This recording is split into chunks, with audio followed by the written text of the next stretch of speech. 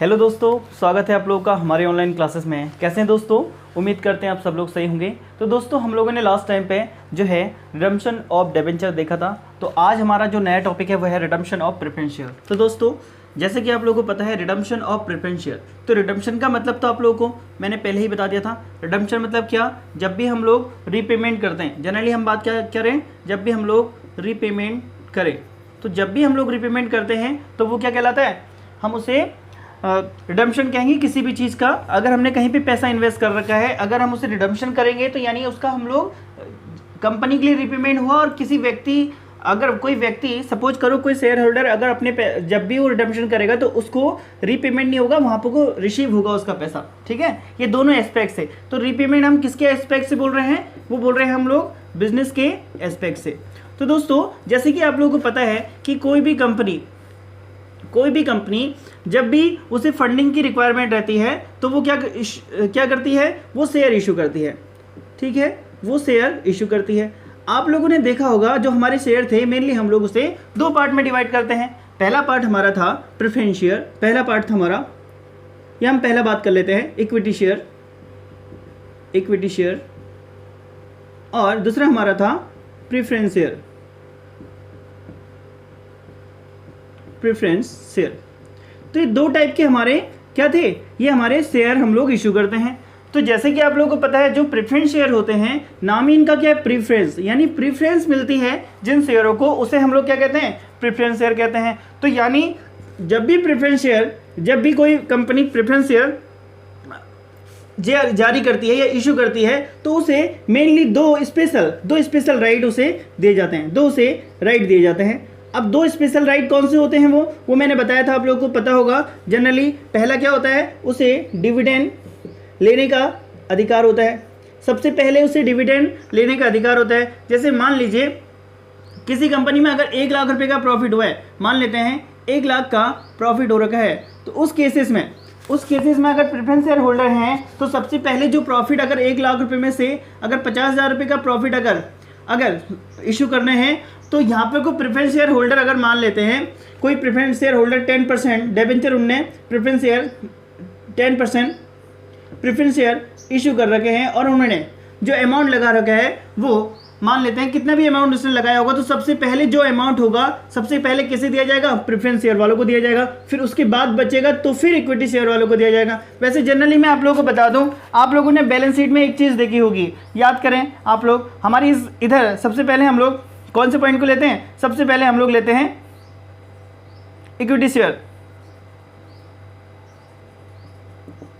Share, और फिर यहाँ पे लेते हैं हम preference share capital.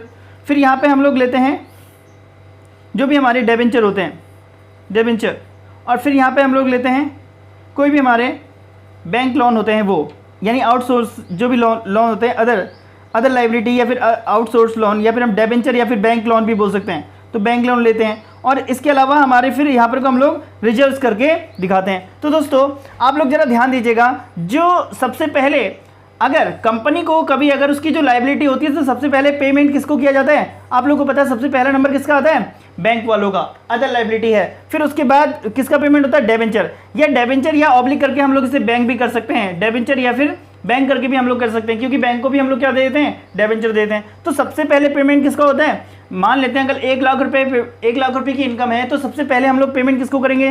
Debenture holder को करेंगे, मतलब जो भी डिबेंचर होल्डर होंगे उसे। फिर उसके बाद पेमेंट किसको करेंगे? प्रेफरेंस शेयर कैपिटल करेंगे, और जो कुछ बच जाएगा फिर ओवरऑल वो किसका होता है? इक्विटी शेयर होल्डर का होता है। तो दोस्तों सबसे पहले जब भी जो शेयर होंगे सबसे पहले डिविडेंड लेने का अधिकार किसके पास होता है? जो भी हमारे प्रेफरेंस शेयर होल्डर होते हैं उन्हें लेने का अधिकार होता है। दूसरा राइट इनके पास, एक राइट तो ये हो गया, दूसरा राइट इनके पास होता है कि इन्हें जो है पूंजी वापसी का अधिकार होता है, यानी इन्हें रिफंड ऑफ कैपिटल, यानी जो भी इनकी कैपिटल होती है उसको लेने का अधिकार। किस समय का मतलब है? भी कंपनी का वाइंड अप हो रहा हो, या कंपनी लिक्विडेशन या वाइंड अप की बात करें, या जब कंपनी का समापन हो रहा होता है तो उस समय सबसे पहले जो भी है तो प्रेफरेंस शेयर लायबिलिटी, देखिए बिजनेस के अदर लायबिलिटी, डिबेंचर होल्डर, जितने भी बैंक लोन है उनको निपटाने के बाद फिर है वो वहां पर को प्रेफरेंस शेयर होल्डर होंगे, उनको पहले अमाउंट दिया जाएगा जितना उन्होंने इन्वेस्ट किया है। तो ये दो स्पेशली राइट होते हैं किसके, प्रेफरेंस शेयर कैपिटल के। तो हालांकि हम लोगों ने इश्यू ऑफ शेयर में जब हमने शेयर वाले पार्ट जाने थे वहां पे भी हमने डिस्कस किया था, अभी इसे फिर से डिस्कस किया है, तो आप लोग याद रखेंगे। तो यहाँ पर को होता क्या है दोस्तों, आप लोग समझेंगे। अब इन केसेस में यानी डिविडेंड पाने का तो अधिकार है। अब जो यहाँ पर को जो रिडम्पशन की कंडीशन होती है, रिडम्पशन की कुछ कंडीशन होती हैं, रिडम्पशन की कुछ कंडीशन होती है। अब वो कंडीशन क्या होगी, जो भी हमारे प्रेफरेंस शेयर जो भी कैपिटल होते हैं उसकी जो रिडम्पशन की जो कंडीशन होगी वो कंडीशन क्या है उसको देखेंगे। सबसे पहले आप लोगों को पता है जो भी प्रेफरेंस शेयर होते हैं वो उनकी जो मैक्सिमम हम लोग कितने समय के अंदर उसे हमें रिडम्पशन करना पड़ता है। तो याद रखना जो उसका मैक्सिमम टाइम पीरियड होता है, मैक्सिमम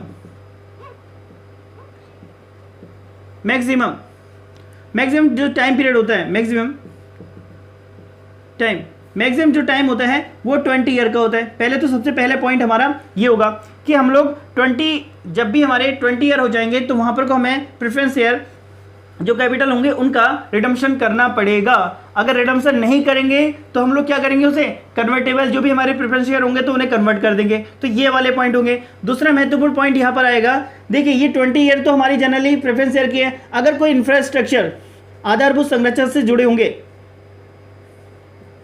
इंफ्रास्ट्रक्चर कोई अगर इंफ्रास्ट्रक्चर कंपनी में प्रेफरेंस शेयर होल्डर हैं, कंपनी है और निर्माणाधीन कोई कंपनी है, आधारभूत संरचना से संबंधित कोई कंपनी है, तो वहां पर उस केसेस में यहाँ पे 30 ईयर का टाइम पीरियड मिल जाता है किसको, जो हमारे प्रेफरेंस शेयर होल्डर होते हैं। ये एक पहली कंडीशन ये आ गई आप लोगों की टाइम से रिलेटेड। दूसरी कंडीशन ये है दोस्तों, जब भी हम लोग प्रेफरेंस शेयर उसी का करेंगे जो फुली पेड अप आप लोगों के प्रेफरेंस शेयर होंगे, फुली पेड अप हमारे फुली पेड अप शेयर के ही हम लोग क्या करेंगे, रिडम्पशन करेंगे, फुली पेड अप शेयर। तो याद रखेंगे ये फुली पेड अप हम लोगों ने अभी इससे पहले वाली क्लास में हम लोगों ने डिस्कस किया था कि फुली पेड अप क्या होता है और पार्टली पेड अप क्या होता है। जनरली समझ लीजिएगा, देखिए fully paid up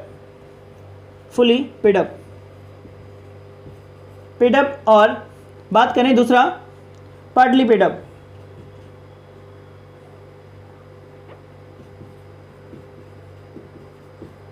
partly paid up, तो दोनों में क्या डिफरेंस था, दोनों में डिफरेंस मैंने आप लोगों को बताया था कि जो फुली पेड अप होते हैं और पार्टली पेड अप का मतलब होता है कि जब कंपनी क्या करती है, जब अगर किसी जो शेयर होते हैं, शेयर हमारे फुली पेड अप शेयर होते हैं यानी उनका पूरा पैसा कंपनी मंगा लेती है। और कुछ ऐसा होते हैं, कुछ शेयर ऐसे होते हैं कि जिनका कुछ हिस्सा कंपनी जब उसका कंपनी का लिक्विडेशन होता है या फिर जब कंपनी मान के चलो कि जब कंपनी जब समापन होती है उसी समय मांगती है उस पैसे को, या कभी ऐसा भी हो सकता है कि किसी जो प्रेफरेंस शेयर होंगे उसके पूरा पैसा कंपनी के पास नहीं आया होगा, तो उस वैसे केस में जो है पार्टली पेड अप जो होते हैं उन शेयरों को, अगर वो कोई हमारे प्रेफरेंस शेयर कैपिटल हैं, प्रेफरेंस शेयर होल्डर हैं, तो उस केसेस में उनका रिडम्पशन नहीं होगा। तो याद रखेंगे आप लोग, तो ये पॉइंट अच्छे से याद रखेंगे। तो हमें क्या करना पड़ेगा, सिर्फ किसका होगा, सिर्फ ओनली हमारा किसका रिडम्पशन कर सकते हैं, जो फुली पेड अप हमारे शेयर होल्डर होंगे या जो फुली हमारे पेड अप शेयर होंगे, सिर्फ उन्हीं का हम लोग रिडम्पशन करेंगे। फुली पेड अप और पार्टली पेड अप का जनरली हम लोग बात करें, अगर 100 रुपये का हमारा कोई शेयर है और हमने 100 के 100 रुपये क्या कर लिए हैं, कॉलिंग कर ली है या 100 के 100 रुपये मंगा लिए हैं, तो ये हमारे फुली पेड अप हो गए। अगर मान लेते हैं 100 रुपये का हमारा जो है कोई शेयर है और अगर हम उस पर सिर्फ 80 रुपये का जो है पब्लिक से मंगाते हैं, तो इस केसेस में हमारा क्या हो जाता है, partly paid up. Partly paid up में हम लोग उनको भी इंक्लूड करेंगे अगर कोई कॉल्स इन एरियर हो रखा है और किसी का पैसा बकाया मांग है, तो उस केसेस में भी हम उसको पहले वो मांग को पूरी करेंगे, देन उसको हम लोग रिडम्पशन करेंगे। तो ये है हमारा क्या, ये हमारा मेनली हम लोग बात कर रहे हैं किसकी, जब भी हम लोग रिडम्पशन करते हैं। ये जितने भी पॉइंट है हमारे, ये हमारी बात करें जो हमारा कंपनी एक्ट है, कंपनी एक्ट 2013 का जो सेक्शन है, सेक्शन 55, सेक्शन 55 के अंतर्गत हम लोग किसकी बात करते हैं, इसी की बात करते हैं, किसकी, जो भी हमारा जो है प्रेफरेंस शेयर का रिडम्पशन हम लोग अगर कर रहे हैं तो वो सारी बातें हमारी किसके अंतर्गत देखेंगे, 55 के अंतर्गत। तो उसके लिए कंडीशन क्या है, एक तो ये 20 ईयर होना चाहिए, दूसरा ये अगर कोई इंफ्रास्ट्रक्चर या फिर आधारभूत संरचना से संबंधित कोई कंपनी है तो वहाँ पर कोई 30 ईयर वो लोग कर सकते हैं। दूसरा, जब भी हम लोग करेंगे तो फुली पेड अप हमारा शेयर होना चाहिए। फुली पेड अप का मतलब क्या? पूर्ण प्रदत्त अंश, इसे हम लोग कहते हैं पूर्ण प्रदत्त अंश, इसे हम लोग कहते हैं। तो ये वाले पॉइंट आप लोग अच्छे से याद रखेंगे। तो अब हम इसके अन्य पॉइंट की तरफ चलते हैं। ये लास्ट पॉइंट आप शायद आप लोग उसमें नहीं आएगा। चलिए अब बात कर लेते हैं अगले कुछ, इसमें जो एग्जाम पॉइंट है उसकी बात कर लेते हैं।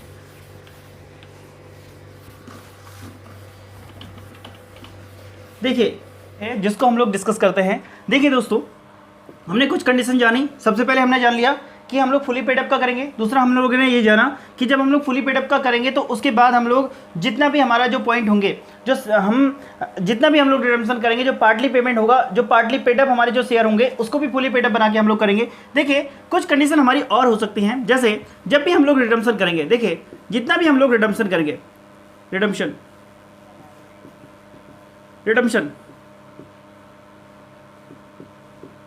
करने पर जितने अमाउंट का हम लोग रिडम्पशन करेंगे करने पर उतना ही कैपिटल पर उतना ही कैपिटल, टोटल कैपिटल उतना ही करने पर, ये ऐसा करते हैं, करने पर रिडम्पशन करने पर टोटल कैपिटल पे लिखते हैं, टोटल कैपिटल पे में कोई इंपैक्ट नहीं पड़ना चाहिए, कोई इंपैक्ट नहीं,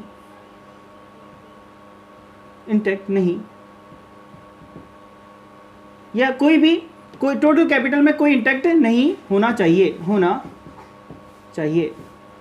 अब दोस्तों ये कोई इंटैक्ट का क्या मतलब है? ये टोटल कैपिटल में इंटैक्ट नहीं होना चाहिए। इंटैक्ट का मतलब होता है कोई भी मतलब जितनी भी हमारी कैपिटल है, जितने का हम लोग रिडम्पशन करेंगे, यानी कहने का मतलब है जितना भी हमें रिडम्पशन करना है उतने ही अमाउंट का हमें कैपिटल क्रिएट करनी है, यानी कैपिटल हमें उतनी ही रखनी है। शेयर कैपिटल का अमाउंट हमारे पास उतना ही होगा। जैसे जनरली एक एग्जांपल के साथ मैं आप लोगों को समझाता हूं, आप लोग समझेंगे। जैसे मान लेते हैं हमारे पास ये है, हमारे पास बैलेंस शीट, ठीक है। देखिए यहाँ पे हम लोग सिर्फ 2 ही पॉइंट को लेंगे। मान लेते हैं हमारे पास देख लेते हैं, एक पॉइंट को देख लेते हैं कि जैसे कि हमारे पास इक्विटी शेयर मान लेते हैं 10 लाख के हैं और हमारे पास प्रेफरेंस शेयर हमारे पास 5 लाख के हैं, ठीक है। चलिए इस केसेस में हम लोग क्या करेंगे, और यहाँ पर हमारे पास क्या होंगे, सनराइज जो भी हमारे एसेट होंगे वो भी कितने के हो जाएंगे, 15 लाख के हो जाएंगे, ठीक है। अब ये भी हमारे पास कितने के हो गए, 15 लाख के हो गए। तो यहाँ पे क्या कहने का मतलब है, जब भी हमारे पास प्रेफरेंस शेयर का, जब भी हम लोग रिडम्पशन करेंगे प्रेफरेंस शेयर का, जब हम लोग रिडम्पशन कर लेंगे तो जनरली हमारे पास फिर जब हम लोग रिडम्पशन करते हैं तो हमारे पास क्या होगा, रिडम्पशन। और जब हम लोग रिडम्पशन करेंगे तो दोस्तों हमारे पास जो बैलेंस शीट बनेगी वहाँ पर को दिखाई क्या देगा, हमारे पास केवल इक्विटी शेयर हमारे पास कितने के दिखाई देंगे, 10 लाख के, और जो हमारे पास सनराइज एसेट दिखाई देंगे वो भी कितने दिखाई देंगे, 10 लाख के। तो हमारे पास टोटली हमारे पास क्या आएगा, 10 लाख, और ये आ गया कितना, 10 लाख। तो देखिए आप लोग यहाँ देखिए, यहाँ पे हमारे पास कितना है, 15 लाख, और यहाँ पे कितना है, 15 लाख। तो कहीं ना कहीं जो भी हमारी कैपिटल है वो कितने से कम है, वो हमारे पास है पूरे 5 लाख रुपए से कम। तो यहाँ पे ये कहना चाहता है कि आप लोगों की जब भी आप लोग रिडम्पशन करें तो टोटल जो कैपिटल है उसमें कोई भी इंपैक्ट नहीं होना चाहिए। यानी आप लोगों को क्या करना पड़ेगा, यहाँ पे कोई चीज़ ऐसे क्रिएट करना पड़ेगी, उतनी कैपिटल क्रिएट करनी पड़ेगी ताकि हमारा कोई भी जो 15 लाख की हमारे पास शेयर कैपिटल है तो वो 15 लाख की ही होनी चाहिए। तो इस केसेस में होता क्या है, ये इसी के बिहाफ पे अब क्या होता है, देखिए इसके बिहाफ पे हम लोग क्या करेंगे, जो हमारा सोर्स ऑफ, अब हम लोग अगले पॉइंट की तरफ चलते हैं और उसको फिर हम लोग अच्छे से समझ लेते हैं। देखिए तो ये वाले पॉइंट को याद रखिएगा आप लोग। अब हम लोग क्या करेंगे, जरा ध्यान दीजिएगा, जो भी हमारे पास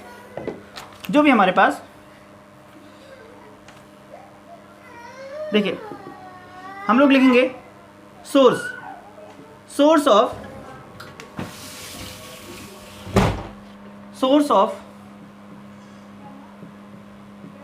रिडम्पशन ऑफ प्रेफरेंस शेयर। देखिए हमने बात करी source of redemption of preference share. जो हमारे सोर्स होते हैं किसके, रिडम्पशन ऑफ प्रेफरेंस शेयर के, वो कौन कौन से होते हैं उसको हम लोग समझेंगे। देखिए दोस्तों, जो भी हमारे सोर्स है ना, ये हमारे मेनली 2 सोर्स हैं। अब ये 2 सोर्स कौन कौन से हैं, अभी इसका इम्पैक्ट मैं यहाँ पे बताऊंगा, आप लोगों को समझेंगे। ये 2 सोर्स है हमारे पास, वो क्या, एक तो हमारे पास है, हम लोग कहाँ से कर सकते हैं, जो भी हम रिडम्पशन का जो हम लोगों का सोर्स है वो कहाँ से कर सकते हैं। एक तो आता है हमारा आउट ऑफ, जो हमारा प्रॉफिट होता है, आउट ऑफ प्रॉफिट, ठीक है, एक पॉइंट ये। और दूसरा हम लोग यूज करते हैं आउट ऑफ जो हमारा कैपिटल होता है उसे यूज करते हैं।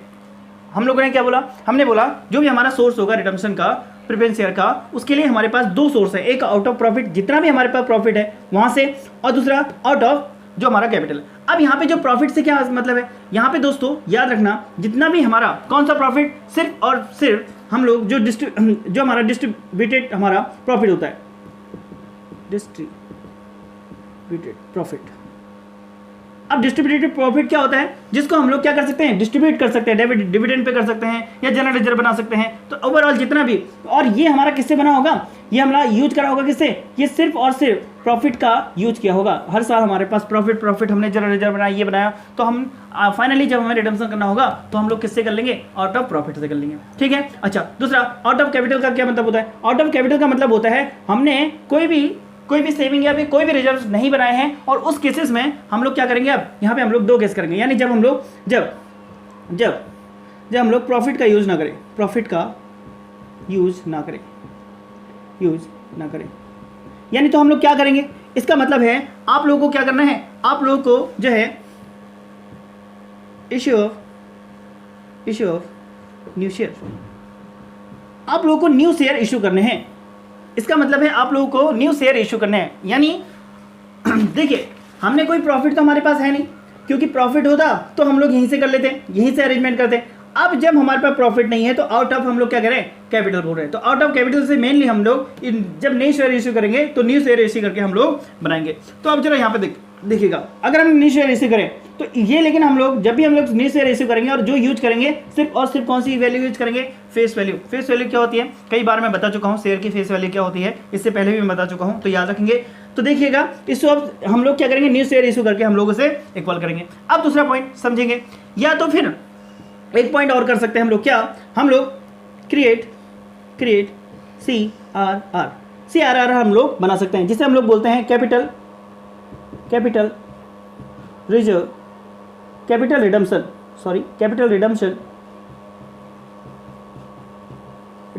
रिजर्व, कैपिटल रिडम्पशन रिजर्व हम लोग कह सकते हैं। क्रिएट करेंगे क्या, CRR।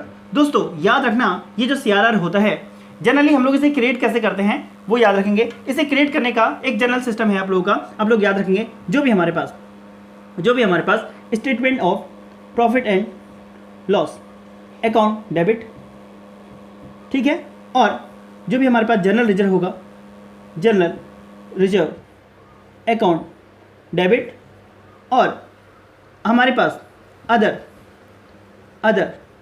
रिजर्व, अगर हमारे पास कोई अदर रिजर्व है उसको भी डेबिट करेंगे, टू हम लोग CRR करेंगे। तो दोस्तों ये पॉइंट है हमारे पास, जब भी हम लोग क्या बनाएंगे, CRR। क्या लास्ट पॉइंट आ रहा है आप लोग के स्क्रीन में, देख लेते हैं।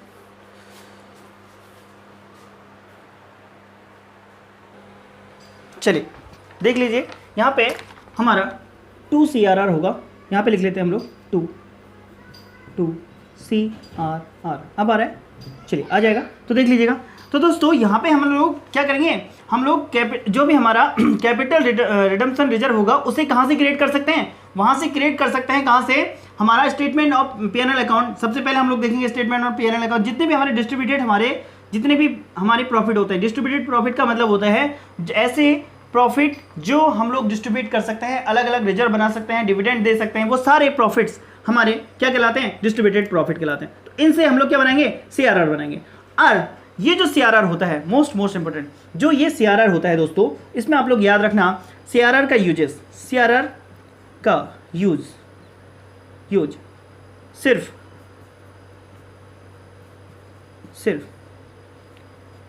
Fully paid up bonus share के लिए किया जाता है।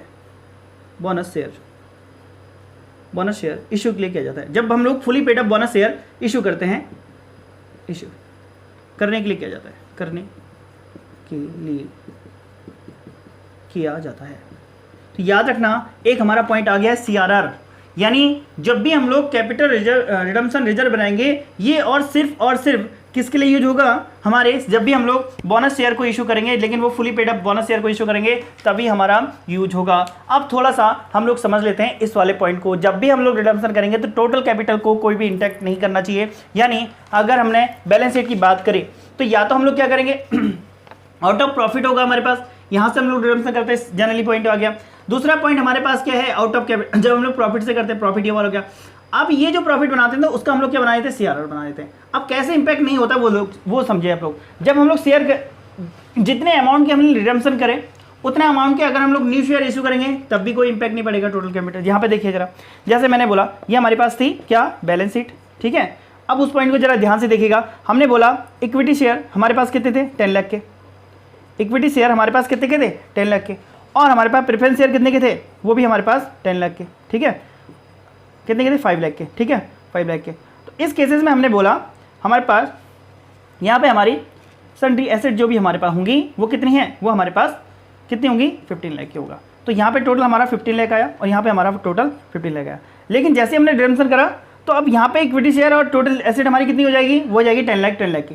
तो अब ऐसा ना हो तो वो कह रहा है कि आप लोगों को ये कंडीशन है कि आप लोगों को जब भी आप लोग रिडम्पशन करेंगे, जितने भी प्रेफरेंस करके करेंगे, आप लोगों को उतनी ही टोटल कैपिटल इंटैक्ट नहीं होनी चाहिए, आप लोगों को उतनी ही बना के रखनी है कैपिटल। तो उसके लिए हम लोग जनरली यहाँ पे देखेंगे जो भी हम लोग बैलेंस शीट बनाएंगे तो बैलेंस शीट में आप लोगों को हमने देखा इक्विटी शेयर की कितने के थे हमारे पास? 10 लाख के। और अब हमारी प्रेफरेंस शेयर तो बचे नहीं, हम क्या करेंगे? उतने ही अमाउंट के 5 लाख के हम लोग न्यू शेयर इशू कर देंगे। तो जब हम लोग न्यू शेयर इशू करेंगे, हम लोग अलग से लिख लेते हैं न्यू शेयर, हालांकि वो इसमें ऐड हो जाएंगे। तो ये कितने हैं हमारे पास? 5 लाख के। अब जो न्यू शेयर है हमारे पास 5 लाख के, तो अब जरा यहाँ देखिए, जब न्यू शेयर हम इशू करेंगे तो उतना ही हमारे पास अमाउंट आ जाएगा। तो यहाँ पे सन्ड्री एसेट भी हमारे पास कितने हो जाएंगे? हमारे पास 15 लाख के हो जाएंगे। तो हमने देखा 15 लाख और 15 लाख, यानी जितने का हमने रिडम्पशन करा इक्वली हमारे पास, फिर हम वहीं पहुँच गए। अगर हमने ऐसा नहीं करा तो ये आउट ऑफ प्रॉफिट में से हम लोग क्या करने वाले? जो भी डिस्ट्रीब्यूटेड प्रॉफिट होता है ये भी हमारा आउट ऑफ कैपिटल के अंदर का हमने 2 पॉइंट इसलिए लिखा सीआरआर का। अब इसको भी समझेंगे। देखिए सीआरआर होता क्या है जनरली। देखिए हमने न्यू शेयर इशू नहीं करे, हमने क्या करा? ये हमने यहाँ पे बना दिया सीआरआर, इसको समझेंगे, और ये बना दिया 5 लाख।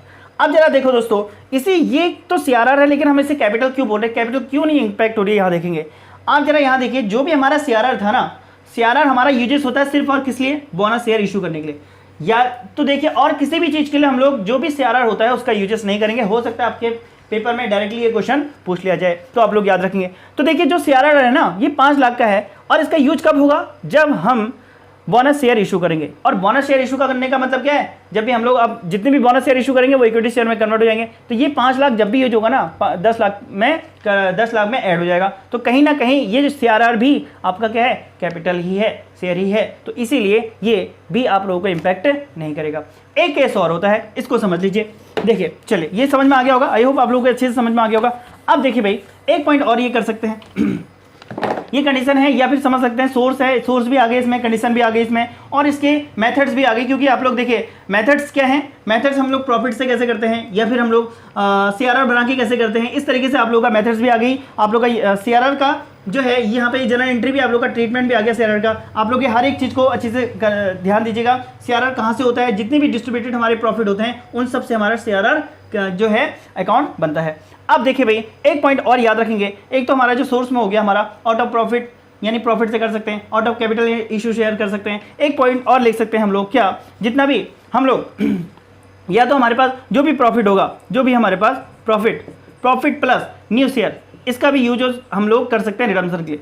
न्यू शेयर मतलब समझ में आ रहा है आप लोगों के पास? यानी आपके पास या तो रिजर्व पड़ा हो, यानी हम लोग देखिए ये जो हमारी बैलेंस शीट पड़ी है, ठीक है, बैलेंस शीट में मैंने क्या बोला आप लोगों से? हमारे पास है इक्विटी शेयर हमारे पास है 10 लाख के, और हमारे पास प्रेफरेंस शेयर हमारे पास कितने थे? प्रेफरेंस शेयर हमारे पास 5 लाख के थे, ठीक है, 5 लाख के।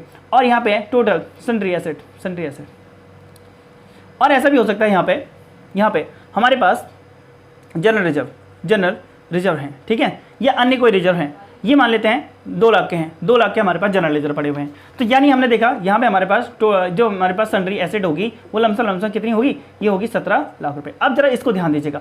अब हमने क्या करा? हमने देखा भाई यहाँ पे को हमारे पास क्या है? प्रेफरेंस शेयर हमें कितने रिडम्पशन करने हैं? 5 लाख के करने हैं। अब ये 5 लाख के हमें रिडम्पशन करने हैं, इस पॉइंट को अच्छे से समझ लीजिएगा। तो अब हमारे पास रिजर्व कितना, हम यूज कितना कर सकते हैं? इसका तो हम लोग सीआरआर बना देंगे जनरल रिजर्व का। ये बन जाएगा क्या? सीआरआर, ऐसे करके, ठीक है, CRR बन जाएगा। CRR कितने का बना? 2 लाख का। तो यानी 2 लाख रुपए का हमारे पास CRR बन जाएगा। तो यहाँ पर को हम जनरल रिजर्व को हटा देंगे और CRR हमारा क्रिएट हो जाएगा कितने का? 2 लाख रुपए का।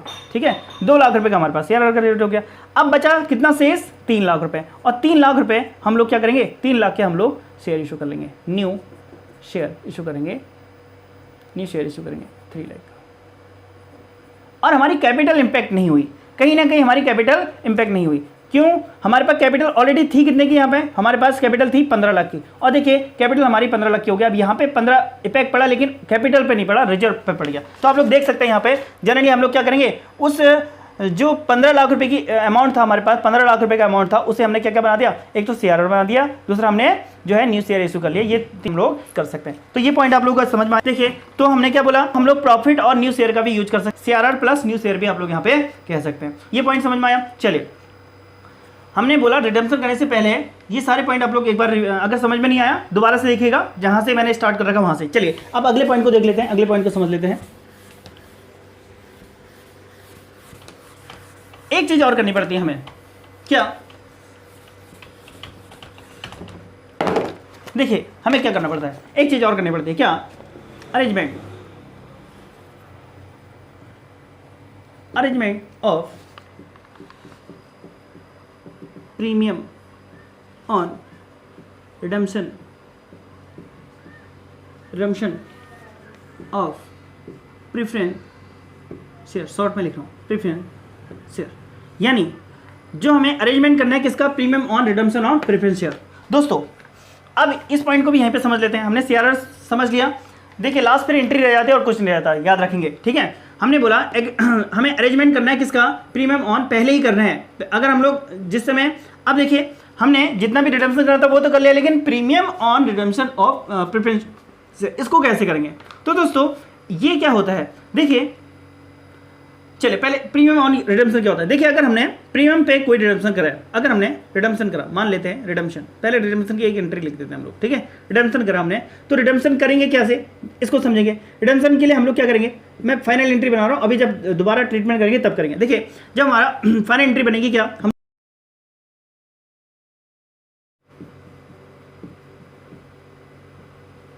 Preference share capital account debit, preference share capital account debit, premium on redemption on preference share capital account debit तो हम लोग फाइनल एंट्री ये बनेगी। अब ये प्रॉपर एंट्री कैसे बनती है उसको हम लोग अभी एंट्री में समझेंगे। देखिए दोस्तों जब हम लोग रिडम्पशन कर रहे होंगे ना, जब प्रेफरेंस शेयर हमने इशू करे होंगे तो क्रेडिट होता है, आप लोगों को पता है। Preference share capital account debit होगा, प्रेफरेंस शेयर लिखेंगे यहाँ पे, ठीक है। प्रेफरेंस शेयर शॉर्ट में लिख दिया, preference share capital account debit, premium on. अब हम यहाँ पे प्रीमियम दे रहे हैं ना, यानी हमारे पास प्रेफरेंस शेयर 100 रुपये का था या 10 रुपये का था या 100 रुपये का था, और हमने शेयर कितने का करा है, 110 रुपये का कर दिया। अगर हमें इसकी एंट्री देखें तो शेयर प्रीमियम ऑन शेयर ये कितने का जाएगा, 100 का। Premium on redemption of preference share यानी 10 रुपये का हमने एक्स्ट्रा दे दिया, यानी बैंक से हमारे पास कितना चला गया, 110। तो कहीं ना कहीं ये जो 10 रुपये है ये क्या है, यही हमारे पास क्या है, इसका अरेंजमेंट हम लोग कहाँ से करेंगे। अभी अमाउंट हमारा कम है, मान लेते हैं लाखों में होता तो देखिए वो होना ही है, क्योंकि ये तो हमने जनरली एक एग्जाम्पल पे ले लिया। तो ये तो 10 रुपये है, इसको हम लोग कहाँ से अरेंज करेंगे, यही है ये पॉइंट को। तो देखिए जब हमने रिडम्पशन करा तो इस पॉइंट को आप लोग देखिए अच्छे से समझिए, और यहाँ पे देखेंगे।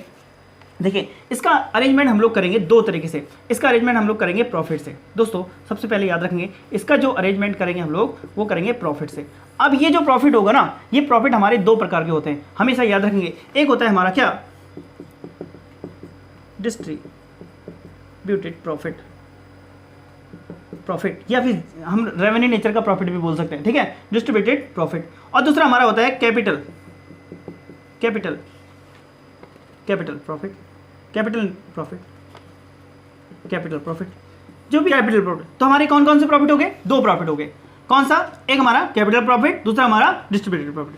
अब डिस्ट्रीब्यूटेड प्रॉफिट कौन से प्रॉफिट होते हैं, मैं कई बार बता चुका हूं आप लोगों को। डिस्ट्रीब्यूटेड प्रॉफिट वो प्रॉफिट होते हैं जिसको हम लोग क्या कर सकते हैं, डिस्ट्रीब्यूट कर सकते हैं, वितरित कर सकते हैं। चाहे उसके लिए हम उसे कोई रिजर्व में डालें या प्रोविजन बनाएं, या फिर हम बात करें हमने डिविडेंड पे आउट कर दिया तो जो भी वो प्रॉफिट जो हम डिस्ट्रीब्यूट कर सकते हैं वो सारे प्रॉफिट हमारे डिस्ट्रीब्यूट प्रॉफिट कहलाते हैं। कैपिटल प्रॉफिट वो प्रॉफिट होते हैं जो कैपिटल नेचर के जितने भी हमारे हमारे प्रॉफिट होते हैं वो सारे, जैसे कैपिटल नेचर की जितनी भी एसेट होती हैं, कैपिटल नेचर के जितने भी पॉइंट होते हैं वो सारे हमारे कैपिटल प्रॉफिट होते हैं। तो इनसे ही यूज करेंगे हम लोग इसका। अब देखिए जनरली इसके अंतर्गत कौन कौन से प्रॉफिट आते हैं याद रखेंगे। सबसे पहला हमारा सिक्योरिटी प्रीमियम। सिक्योरिटी प्रीमियम याद है आप लोगों को सिक्योरिटी प्रीमियम क्या होता है? सिक्योरिटी प्रीमियम क्या होता है और इसका यूजेस कहाँ कहाँ होता है? मेनली हम लोग इसका यूजेस 5 जगह करते हैं, उसको मैं बाद में डिस्कस करूंगा, याद रखेंगे आप लोग। सिक्योरिटी प्रीमियम, जैसे यहाँ पे प्रीमियम हम लोग यहाँ पे हमारे लॉस हो रहा है, जब हम लोग इश्यू करते हैं तो उस समय आप लोगों ने ध्यान दिया होगा सिक्योरिटी प्रीमियम वहाँ आया था जब हम लोग कोई अमाउंट को हम लोग ज़्यादा अमाउंट से इशू करते हैं तो वो हमारे लिए क्या होता है? प्रॉफिट होता है। तो कहीं ना कहीं ये सिक्योरिटी प्रीमियम यानी लॉन्ग टर्म नेचर के जितने भी प्रॉफिट होते हैं वो हमारे कैपिटल प्रॉफिट होते हैं, याद रखेंगे। और जो भी हमारे शॉर्ट टर्म या फिर रेवेन्यू नेचर के जितने भी प्रॉफिट होंगे वो हमारे क्या होंगे? डिस्ट्रीब्यूटेड हमारे प्रॉफिट के अंतर्गत हम लोग उसे रख सकते हैं, एक नाम हो गया। और दूसरा हमारा कैपिटल रिजर्व। कैपिटल रिजर्व ये दो हमारे क्या हो गए? मेनली हमारे ये दो हमारे कैपिटल प्रॉफिट है, ठीक है। एक तो क्या? सिक्योरिटी प्रीमियम, दूसरा क्या? हमारे बात करें रिजर्व, कैपिटल रिजर्व। दोस्तों जितने भी हमारे कैपिटल प्रॉफिट होते हैं ना ये रिस्ट्रिक्टेड प्रॉफिट होते हैं, रिस्ट्रिक्टेड प्रॉफिट होते हैं। रिस्ट्रिक्टेड प्रॉफिट का क्या मतलब है? इन्हें आसानी से हम लोग हर जगह यूज नहीं कर सकते। जैसे अभी हमारा एक अभी और आया था हमारा CRR, याद है ना? अभी CRR आया था, ये CRR हमने बनाया और इसका यूजेस तो सिर्फ एक ही जगह होता है। इसी प्रकार से हमारा क्या सिक्योरिटी में कैपिटल रिजर्व है, यानी इनका यूजेस हम लोग तभी कर पाएंगे। डिविडेंड के लिए यूज नहीं कर सकते, डिविडेंड पे आउट के लिए कर सकते हैं क्या? नहीं कर सकते। इसका यूजेस हम लोग वहीं कर सकते हैं जो कैपिटल नेचर के लॉसेस को पूरा करने के लिए ही कैपिटल जो भी प्रॉफिट होते हैं उसका यूजेस वहां करेंगे। तो याद रखेंगे। तो यहाँ पर को फर्स्ट प्रायोरिटी जब भी हम लोग अरेंजमेंट करेंगे किसका? इसका अरेंजमेंट करेंगे premium on redemption on preference share. तो इसके यूजेस के लिए हमें सबसे पहला जो प्रायिकता देनी पड़ेगी, सबसे पहले इसको यूज करेंगे और जब नहीं मिलेगा तो इसको यूज करेंगे। तो याद रखेंगे आप लोग, मैंने क्या बोला? सबसे पहले जो हमारी सबसे पहले पहले इसको यूज करेंगे, पहले किसको करेंगे? Capital profit. अगर ये इससे पूरा नहीं हुआ तो फिर डिस्ट्रीब्यूटेड प्रॉफिट की तरफ हम लोग जाएंगे। तो देखिए जनरली जो हमारा इसकी एंट्री बनती है प्रीमियम ऑन रिडम्पशन की, तो इसको जब भी हम लोग राइट ऑफ करेंगे तो राइट ऑफ कैसे करेंगे? इसी के हिसाब से करेंगे। चलिए यहाँ आ जाएगा? नहीं आएगा, चलो देख लेते हैं। चलो आ जाएगा। चलिए जो भी हमारा सिक्योरिटी ये वाले पॉइंट हो गए, हम लोग राइटिंग ऑफ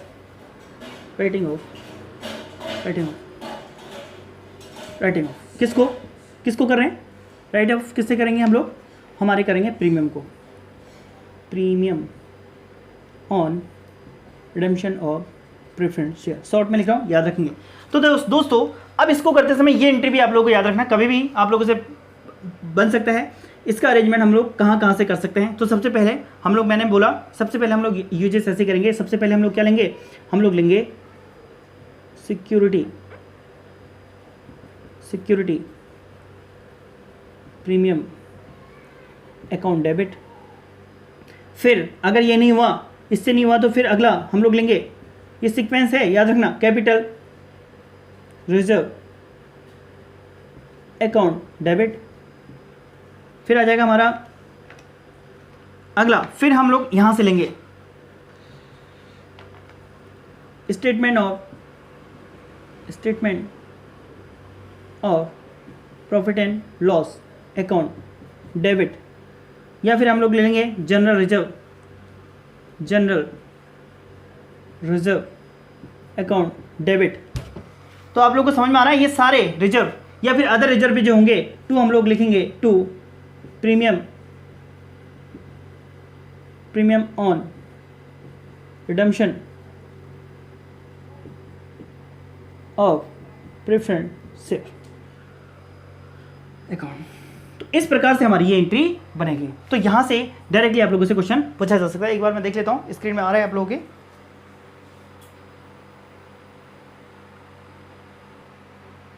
चलिए हो गया, ठीक है, आ रहे हैं आप लोग इसमें। तो ये पॉइंट हमारे हो गए हैं किसको? सिक्योरिटी प्रीमियम को लेकर। तो ये सारी चीजें आप लोग देख लीजिएगा। तो ये हमारा किस समय का पॉइंट है? जब हम लोग रिडम्पशन करेंगे और प्रीमियम दे रहे होंगे, प्रीमियम पे हम लोग इशू कर रहे होंगे, रिडम्पशन कर रहे होंगे, तो उस समय हम लोग उसका अरेंजमेंट कहाँ से कर सकते हैं और कैसे कैसे कर सकते हैं। या कैपिटल रिजर्व फर्स्ट भी आ सकता है, सिक्योरिटी प्रीमियम, क्योंकि दोनों कैपिटल नेचर के हैं, तो कैपिटल रिजर्व फर्स्ट या फिर सेकंड में दोनों में जो अवेलेबल होगा उसको पहले हम लोग ले लेंगे। तो दोस्तों ये था हमारा क्या, हमने देखा ये सारे पॉइंट। देखिए दोस्तों, इससे पहले हमने बोला जब हम लोग न्यू शेयर इशू करेंगे उसके बराबर जितना भी हमें रिडम्पशन करना होगा तो उसको भी आप लोग याद रखेंगे। तो वहाँ पर को जितने भी हम लोग शेयर इशू करेंगे ना उसको हम लोग कंसिडर किस पे करेंगे, जो भी हमारी फेस वैल्यू होगी। शायद मैंने बता दिया होगा, अगर नहीं बताया तो देख लीजिएगा, ठीक है।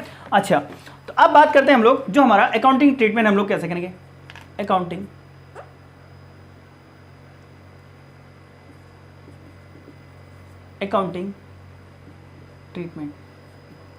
ट्रीटमेंट रिडम्पशन का। तो दोस्तों रिडम्पशन भी हम लोग जो प्रेफरेंस शेयर का accounting treatment of preference redemption पूरा लिख देते हैं, redemption on preference share capital पूरा लिख लेते हैं, ठीक है। इसको हम लोग कैसे करते हैं, redemption of preference share capital पूरा लिख लेते हैं। देखिए दो ही तरीके हमारे पास जो हमेशा हम लोग करते हैं, एक एट पार पे और दूसरा हमारा आएगा एट प्रीमियम पे, ठीक है। दोनों की कंडीशन आप लोगों को पता है। चलिए पहले एड पार पे इस साइड ले लेते हैं, क्योंकि ऐसे कैसे करके लेंगे ताकि पूरा आ जाएगा आप लोगों का इधर पे। देखिए जब हम लोग एड पार पे लेंगे ना तो याद रखेंगे एड पार पे करते समय जनरली हम लोग क्या करेंगे। देखिए हम लोग, मैंने बोला था आप लोगों को, हम लोग क्या करते हैं, जो भी हमारे पास प्रेफरेंस शेयर होते हैं हम लोग लिखेंगे preference share capital account debit, ठीक है। Preference share capital account debit, तो हम लोग लिखेंगे प्रेफरेंस शेयर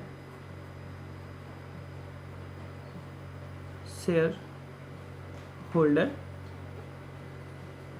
अकाउंट, ठीक है। ये तो हमारी एंट्री हो जाएगी जब हम लोग ड्यू कर रहे होंगे। और जब हमारा पेमेंट होगा, जब हमारे पास पेमेंट होगा तो पेमेंट के टाइम पे हम लोग क्या करेंगे, जो भी हमारे प्रेफरेंस शेयर होंगे, प्रेफरेंस शेयर होल्डर अकाउंट,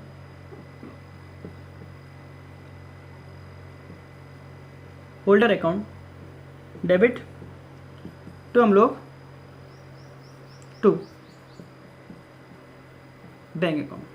तो इस प्रकार से हम लोग एड पार पे तो उतने ही अमाउंट के हम लोगों को क्या करना है, जितने अमाउंट के हमने प्रेफरेंस शेयर होंगे उतने अमाउंट के हमें बैंक से हम लोग उसे पेमेंट कर देंगे। और कैसे कैसे करेंगे हम लोग, हमने जान लिया था उस समय, हमने सारी चीज़ें जान ली हैं कि कैसे कैसे हम लोग अरेंजमेंट करेंगे, सोर्स हमने जान लिए हैं, उसके आधार पे हमारा रिडम्पशन हो जाएगा उनका। देखिए अब यहाँ पे जनरली आप लोग एक बात और याद रखेंगे, वो क्या, जब एट प्रीमियम पे होगा दूसरी कंडीशन क्या होगी, एट प्रीमियम पे, एट प्रीमियम पे। तो दोस्तों जब एट प्रीमियम पे होगा तो जनरली एंट्री तो यही होनी है। अब एक चीज़ और जुड़ जाएगी, सारी चीज़ें यही होनी है। तो अगर इन दोनों की कंबाइंड एंट्री अगर हम लोग देखें तो बना क्या है, मैंने अभी इससे पहले क्या करा था, मैंने बोला था preference share capital account debit हो गया, कैपिटल अकाउंट डेबिट। और देखो होल्डर से होल्डर ये दोनों कट हो गए और हमने करा टू बैंक अकाउंट, ठीक है, बैंक अकाउंट हो गया। देखिए लास्ट, इससे पहले आप लोग देखेंगे घुमा के तो ये एंट्री बनी थी। अब ऐसे ही एड प्रीमियम क्या आएगी, एड प्रीमियम में हम लोग क्या करेंगे, एड प्रीमियम को हम लोग जनरली क्या करेंगे, देखिए एड प्रीमियम में भी ये एंट्री होगी, जो भी हमारा preference share capital account debit, फिर आएगा premium on redemption on preference share account debit. खुल गया नया अकाउंट। इसको राइट ऑफ कैसे करते हैं इससे पहले बता दिया है, तो इसको राइट ऑफ वाला पॉइंट को आप लोग देख सकते हैं, ठीक है। इसके बाद भी कर सकते हैं, तो उसको पहले कर दिया, कोई इशू नहीं है, ठीक है, याद रखेंगे आप लोग। टू हम लोग क्या करेंगे, to preference share holder account, ठीक है। अच्छा, फिर वही पेमेंट आएगा, पेमेंट के टाइम पे बनेगा क्या, हमारे पास preference share holder account debit to bank account, ठीक है। तो ये हमारा बन गया। अब देखिए प्रेफरेंस शेयर से प्रेफरेंस शेयर बचेगा कि ये एंट्री बचेंगी, और प्रेफरेंस अकाउंट डेबिट, प्रीमियम और redemption account debit to bank account, ये दोनों आपके कंबाइंड एंट्री में फाइनल एंट्री यही दोनों की बन जाएगी। ऐसा भी हो सकता है हमारा प्रेफरेंस शेयर जो हमारे होंगे, अगर मान लेते हैं वो 20 लाख के हैं तो रिडम्पशन करना है, तो इस केसेस में दो केस भी हो सकते हैं, या तो हम लोग शेयर इशू करेंगे, शेयर इशू करें, ठीक है, शेयर इशू करेंगे 10 लाख के हमने शेयर इशू कर दिए, और हम लोग क्या कर सकते हैं, और प्रॉफिट और प्रॉफिट का यूज करेंगे 10 लाख का प्रॉफिट का यूज कर लेंगे, यानी दोनों को मिक्स करके कर सकते हैं। 10 लाख के शेयर इशू कर दिए, 10 लाख के प्रॉफिट। और ये प्रॉफिट हम लोग कैसे करके करेंगे, हमने बता दिया जितना भी प्रॉफिट होगा, डिस्ट्रीब्यूटेड प्रॉफिट होगा, उसको CRR के रूप में हम लोग एडजस्ट कर लेते हैं। तो ये आप लोगों को समझ में आया होगा। तो हमने देखा कि जितने भी शेयर और जितने भी हमारा प्रॉफिट है उसको हम लोग कैसे कैसे करके हम लोग मैनेज करते हैं, ठीक है। अच्छा, दूसरा, ये जो शेयर इशू करते हैं, जो न्यू शेयर इशू करते हैं, याद रखेंगे हम लोग, जो न्यू शेयर, नोट कर लेना अगर मैंने पहले नहीं लिखा है तो, न्यू शेयर जब भी हम लोग इशू करेंगे, जो न्यू शेयर इशू करेंगे वो हमेशा फेस वैल्यू पे ही करेंगे। यानी मान लेते हैं अगर यहाँ पे हमने न्यू शेयर अगर हम लोग इशू करते हैं, मान लेते हैं ये वाला पॉइंट हो सकता है नहीं लिखा है, अगर न्यू शेयर हमने इशू करे हैं और हमने प्रीमियम पे करा है, किस पे करा है, मान लेते हैं अगर हमने प्रीमियम, इसको भी नोट कर लेना, अगर हमने प्रीमियम पे करा है, तो अगर हमने प्रीमियम पे कर दिया तो थोड़ा सा एक बात याद रखेंगे आप लोग, जो ये प्रीमियम का अमाउंट होगा ना, प्रीमियम का अमाउंट होगा वो रिडम्पशन के लिए यूज नहीं होगा, स्पेशली नोट करके आप लोग याद रखेंगे। चलिए मैं एक पॉइंट से समझा देता हूँ, चलिए इसको मैं रफ कर रहा हूँ, देख लेना आप लोग। देखिए भाई, जैसे हमें रिडम्पशन हमारे पास 1 लाख रुपए का अमाउंट है, ठीक है, छोटा अमाउंट लेते हैं सिंपली, ठीक है, 1 लाख रुपए का अमाउंट है। अब हमें 1 लाख के हमें इसी के बराबर हमें शेयर इशू करने, ठीक है, इशू करने। अब जब हमें शेयर इशू करने 1 लाख रुपए के हमारे पास क्या है, रिडम्पशन करना है प्रेफरेंस शेयर का हमें रिडम्पशन करना है 1 लाख रुपए का। तो जरा ध्यान दीजिएगा आप लोग इस पॉइंट को, यहाँ पर को क्या होगा, यहाँ पे हम लोग क्या करेंगे, जो भी हमारा न्यू शेयर इशू करने की हमारी एंट्री क्या होगी, वही जनरली हम लोग देखेंगे क्या, जब हम इशू करेंगे तो डायरेक्टली एंट्री कराओ, बैंक अकाउंट डेबिट, कितना आएगा हमारे पास, 1 लाख रुपये आ जाएगा, ठीक है, 1 लाख रुपये आ जाएगा, ठीक है। टू हम लोग share capital account direct entry है, ठीक है। बाकी सारी एंट्री आप लोगों को इशू की वही एंट्री होती है जो हमेशा होती है, ठीक है। ये तो थी डायरेक्ट एंट्री, और ये कब होगी, जब हमारी एट पार पे होगी, ये एट पार पे हम लोग इशू करेंगे तो, ठीक है, जितना अमाउंट का हमने शेयर इशू करेंगे वो हमारे बैंक में आ जाएगा, टू शेयर कैपिटल अकाउंट, उतने हमारे शेयर कैपिटल अकाउंट हो जाएंगे, ठीक है। नंबर ऑफ जो है शेयर हम लोग कैसे निकालते हैं, वो वैसे निकालते हैं जैसे हम लोगों ने पहले जाना था, ठीक है। अच्छा, यहाँ पे देखेंगे भाई, अब एक चीज और समझ लेंगे यहाँ पर, अब यहाँ पे अगर हमने प्रीमियम पे करा, प्रीमियम ये तो जितना भी शेयर कैपिटल में अकाउंट में आ गया उतना हमें रिडम्पशन हो जाना है, ये पूरा अमाउंट कहाँ यूज हो जाएगा, हमारे रिडम्पशन में यूज हो जाएगा। अब जरा देखो प्रीमियम की कंडीशन में क्या होगा, बैंक अकाउंट डेबिट, ठीक है। अब क्या होगा, हमने प्रीमियम मान लेते हैं 1/10 में करा, और यहाँ पे हमने एट पार पे 100 पे करा था, ठीक है, 100 और 110। अब देखिए बैंक अकाउंट डेबिट, अब जो अमाउंट आएगा वो आएगा यहाँ 1,10,000 रुपये, ठीक है, 1,10,000 रुपये, ठीक, आ गया 1,10,000 रुपये। अब जरा ध्यान दे दीजिएगा यहाँ पे, अब यहाँ पे टू शेयर कैपिटल अकाउंट हो जाएगा, टू शेयर कैपिटल अकाउंट कितना, या यहाँ तो हमेशा उतना ही अमाउंट आता है जितना होता है, ठीक है, 1 लाख रुपए। और यहाँ पे टू सिक्योरिटी प्रीमियम अकाउंट 10,000 रुपये। तो यहाँ पे इस जो अमाउंट है इसमें रेस्ट्रिक्टेड लगा रखा है कि इसका यूज हम लोग कभी भी रिडम्पशन के लिए यूज नहीं करेंगे, चाहे हमें प्रॉफिट से करना हो, लेकिन सिक्योरिटी प्रीमियम का हम लोग रिडम्पशन के लिए यूज नहीं करेंगे। तो कुछ चीजें हैं जो आप लोगों को नोट करनी है, तो इस तरीके से छोटे छोटे क्वेश्चन आप लोगों से पूछे जा सकते हैं। तो ये था आप लोगों का रिडम्पशन ऑफ प्रेफरेंस।